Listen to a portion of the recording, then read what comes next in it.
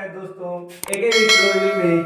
और आज हम बात करेंगे पुष्प पाठकों में लैंगिक जनन के बारे में। तो लैंगिक जनन में सबसे पहले हम पुष्प की संरचना के बारे में देखेंगे। आज धुआं धुआं हो जाएगा, धुआं धुआं। देखिए सबसे पहले पुष्प की संरचना के बारे में जानेंगे। पुष्प की संरचना, पुष्प की संरचना, पुष्प की संरचना के बारे में जानेंगे। सबसे पहले पुष्प की संरचना देखिए दोस्तों, सबसे पहले पुष्प की संरचना के बारे में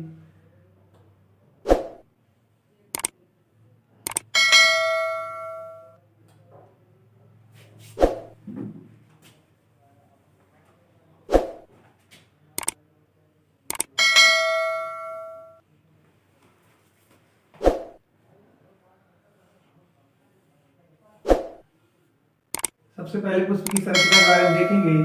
और सबसे पहले देखिए इसमें पुष्प का नर जनन अंग और मादा जनन अंग के बारे में जानेंगे। देखिए दोस्तों, पुष्प का नर जनन अंग और मादा जनन अंग क्या होता है। पुष्प का नर जनन और मादा जनन, देखिए सबसे पहले ये पुष्प वृंत लगा होता है। पुष्प से जो जुड़ा होता है उसे क्या कहते हैं? पुष्प वृंत कहते हैं। पुष्प से जो जुड़ा होता है उसे क्या कहते हैं? पुष्प वृंत कहते हैं। पुष्प वृंत कहते हैं। इसे अंग्रेजी में कहते हैं पेडिसिल। क्या कहते हैं? पेडिसिल कहते हैं। और पुष्प की जो पंखुड़ियां होती हैं उसे कहते हैं दलपुंज कहते हैं। क्या कहते हैं? दलपुंज। पुष्प की पंखुड़ियों को दलपुंज कहते हैं और अंग्रेजी में कोरोला कहते हैं। क्या कहते हैं? कोरोला कहते हैं। अब सबसे पहले जानेंगे कि ये क्या होता है। ये पुंकेसर लगे होते हैं। पुंकेसर में क्या होते हैं? पराग कोष होते हैं। क्या होते हैं? पराग कोष। पराग कोष को इंग्लिश में कहते हैं एंथर। और कोष से यहां तक जो संरचना ये होती है इसे कहते हैं फिलामेंट। पुंज तंतु कहते हैं। पुंज तंतु कहते हैं। फिलामेंट होता है। फिलामेंट, फिलामेंट, फिलामेंट और पुंज तंतु मिलकर पुंकेसर का निर्माण करते हैं।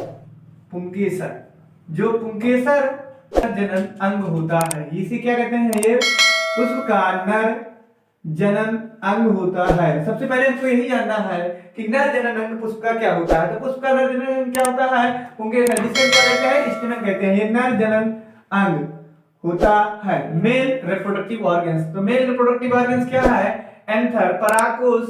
ये जो गोल सा भाग है, ये गोल से भाग को क्या कहते हैं? परागकोश कहते हैं। परागकोश। और इन्हीं परागकोश में ही किसका निर्माण होता है?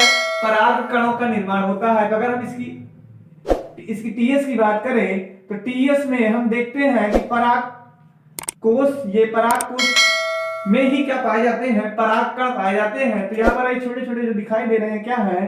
परागकण है। क्या है दोस्तों? परागकण है। परागकण। और परागकण को अंग्रेजी में कहते हैं पॉलन ग्रेन कहते हैं। Pollen grain. क्या कहते हैं? Pollen grain. ये पुष्प का नर युग्मक कहलाएगा। क्या कहलाएगा? नर युग्मक। ये कहलाता है पुष्प का मेल गैमिट। क्या कहलाता है?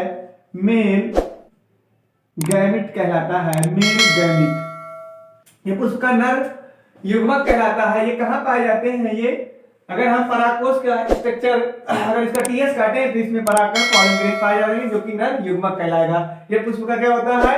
नर जनन अंग होता है। नर जनन अंग की बात करें तो यहाँ से देखिए, ये यहाँ से जो यहाँ तक छोटी संरचना पतली सी दिख रही है इसे हम कहते हैं पुंज तंतु, जिसे अंग्रेजी में फिलामेंट कहते हैं। और ये फिलामेंट यहाँ से यहाँ तक फिलामेंट है। गोल सा भाग जो ये कहलाता है, हिंदी बोले तो परागकोश बोलेंगे। परागकोश और पुंज तंतु मिलकर पुंकेसर का निर्माण करते हैं। और जितने पुंकेसरों की संख्या होती है उसे कहते हैं पुमंग कहते हैं। क्या कहते हैं?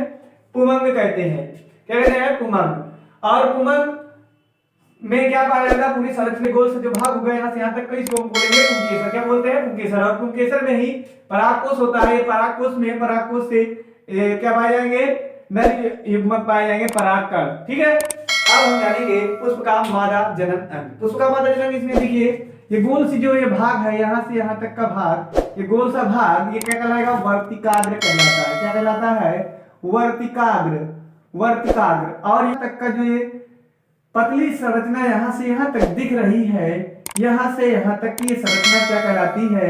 वर्तिका कहलाती है। क्या कहलाती है? वर्तिका, और वर्तिका को इंग्लिश में बोलते हैं स्टाइल, और वर्तिकाग्र को स्टिग्मा बोलते हैं। क्या कहते हैं? स्टिग्मा। दोस्तों क्या कहते हैं? स्टिग्मा कहते हैं। और यहाँ से यहाँ तक का ये जो उभरा हुआ भाग है ये क्या कहलाता है? अंडाशय कहलाता है। अंडाशय, जिसे अंग्रेजी में बोलते हैं ओवरी। क्या बोलते हैं? ओवरी बोलते हैं। आज दोस्तों, आज नर जनन अंग और मादा जनन अंग के बारे में हम देख रहे हैं। तो यहाँ पर बात करते हैं वर्तिकाग्र, वर्तिका और अंडाशय। वर्तिका, वर्तिकाग्र, अंडाशय मिलकर पुष्प के मादा जनन अंग का निर्माण करते हैं, जिसे हम कहते हैं स्त्री केसर। क्या कहते हैं? स्त्री केसर। और स्त्री केसर को ही जायांग कहा जाता है। क्या कहा जाता है दोस्तों? जायांग कहा जाएगा। जायांग जो कि पुष्प का मादा जनन अंग होता है। क्या होता है? मादा जनन अंग। फीमेल रिप्रोडक्टिव ऑर्गन्स अगर हम बात करें तो जिसे हम फीमेल रिप्रोडक्टिव ऑर्गन्स मतलब मादा जनन अंग को क्या कहेंगे? जायांग कहेंगे। और जायांग को ही स्त्री केसर कहा जाता है। और स्त्री केसर किससे मिलकर इसका निर्माण होता है? तो वर्तिकाग्र, वर्तिका और अंडाशय मिलकर मादा जनन अंग का निर्माण करते हैं। और इन्हीं मादा जनन अंग, ये अंडाशय की अगर हम बात करें, अंडाशय में ये अंडाणुओं का निर्माण होता है।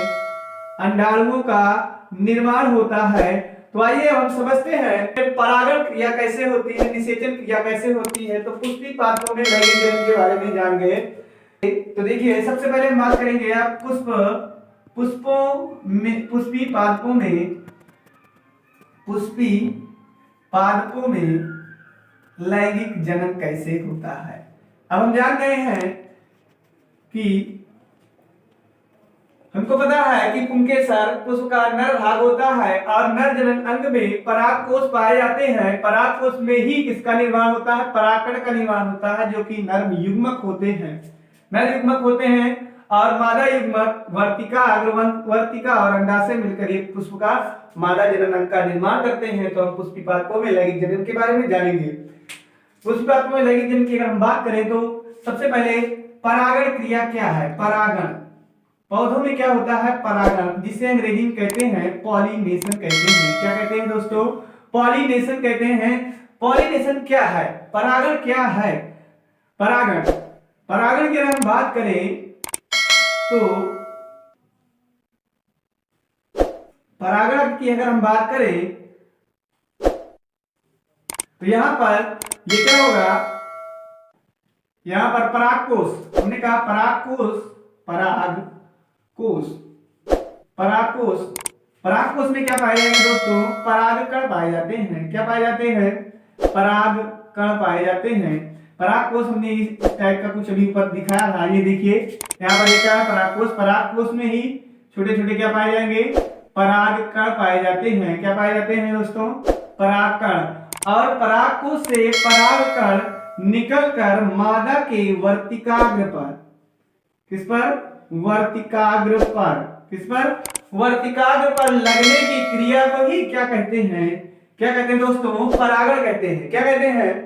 परागण कहते हैं। देखिए, परागण किसे कहते हैं? परागण किसे कहते हैं? पुष्पों में, पौधों के, किसमें? ये मान लीजिए पौधा है। क्या है? पौधा।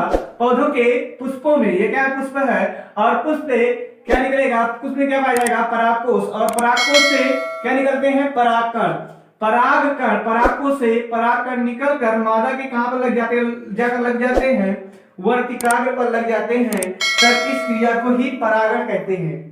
What is pollination? पॉलिनेशन क्या है? पॉलिनेशन पौधों के पुष्प के परागकोश एंथर, किससे? एंथर, ठीक है, एंथर। परागकोश से परागकण पोलन ग्रेन परागकोश से परागकण निकलकर मादा के वर्तिकाग्र पर लगने की प्रक्रिया को ही परागण कहते हैं। क्या कहते हैं दोस्तों? परागण कहते हैं। आज धुआं हो जाएगा। परागण क्या है? परागण, अब परागण के बारे में हम जान गए हैं। परागण कितने प्रकार का होता है? टाइप्स ऑफ पॉलिनेशन कितने प्रकार का होता है? तो अब देखिए, पॉलिनेशन परागण कितने प्रकार का होता है? 2 प्रकार का होता है। अगर हम प्रकार की बात करें तो परागण परागण दो प्रकार का होता है। कितने प्रकार का होता है? दो प्रकार का परागण होता है। नंबर 1 की अगर हम बात करें तो स्वपरागण होता है। पौधों में क्या होता है? स्वपरागण। स्वपरागण को क्या कहते हैं? सेल्फ पॉलिनेशन कहते हैं। Self pollination. स्वपरागण, स्वपरागण सेल्फ पॉलिनेशन। और क्या होता है? पर परागण। क्या होता है? पर परागण। पर परागण। पर परागण। पर परागण। पर परागण को क्या कहते हैं अंग्रेजी में? Cross pollination. Cross pollination. क्या कहते हैं? Cross pollination. अब हम जा रहे हैं दोस्तों, परागण क्या है, स्वपरागण क्या है। स्वपरागण की बात करें तो पौधों में जो स्वयं से परागकण, जैसे यहां पर देखिए अभी हमने बताया कि स्वपरागण क्या है, सेल्फ पॉलिनेशन क्या होता है। जैसे मटर, जैसे कुछ पौधे होते हैं मटर, चना, अरहर आदि जो पौधे होते हैं, आज चना, मटर, अरहर आदि पौधों में क्या होता है? स्वपरागण क्रिया होती है। कौन सी क्रिया होती है? स्वपरागण क्रिया होती है। कैसे होती है? वही हमने बताया कि जब पौधों के पुष्प में क्या पाए जाएंगे? परागकोश, और परागकोश में क्या पाए जाएंगे? परागकण। परागकण मादा के वर्तिकाग्र पर ही लग जाते हैं उसी पौधों के अंदर, तब इस क्रिया को स्वपरागण होता कहते हैं। क्या कहते हैं? स्वपरागण। स्वपरागण कहते हैं। अभी स्वपरागण के बारे में जानेंगे कि कैसे स्वपरागण का। मान लीजिए यहाँ पर कोई क्या है? पौधा है। देखिए जैसे मान लीजिए कोई पौधा है, ठीक है, मान लीजिए कोई पौधा है, एक कोई पौधा है। अब पौधों में क्या लगेंगे? पुष्प लगेंगे। क्या लगेंगे? पुष्प लगेंगे। क्या लगेंगे? पुष्प लगेंगे। पुष्प और पुष्प, कई पुष्प लगेंगे, एक तो लगेगा नहीं, कई सारे पुष्प लगेंगे। अब पौधों में पुष्प क्या होगा? उसी पौधों में क्या होगा? उसी पौधों से निकलेगा पराग। एक ही पौधों की बात कर रहे हैं यहाँ पर, एक ही पौधों की। तो परागकण निकलेंगे। पराग कहां से निकलेंगे? कहां निकलेंगे? परागकोश से निकलेंगे। परागकोश से निकलेंगे।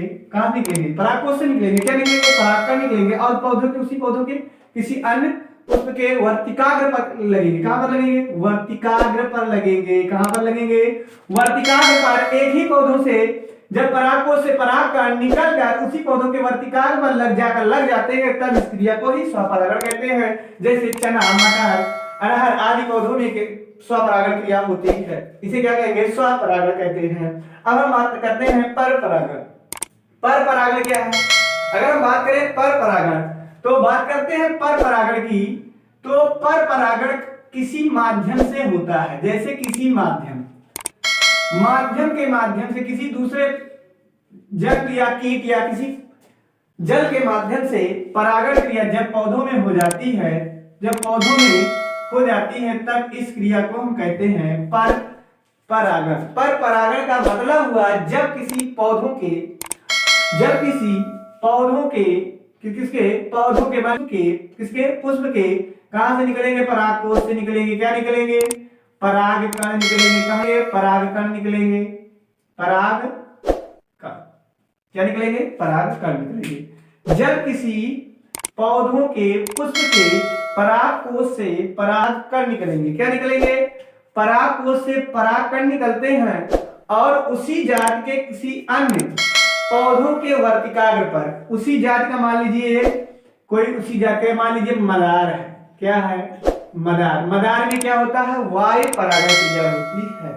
तो क्या होगा कि जब पौधों में क्या है? ये परागकोश है और परागकोश में क्या पाए जाएंगे दोस्तों? परागकण। क्या पाए जाएंगे? परागकण क्या होते हैं? नर युग्मक होते हैं। और यही नर युग्मक, इनकी संख्या क्या होती है दोस्तों? गुणसूत्रों की संख्या इसमें होती है हैप्लॉइड, अर्थात यन होती है, जिसे हम क्या कहते हैं? आगुणित कहते हैं। क्या कहते हैं?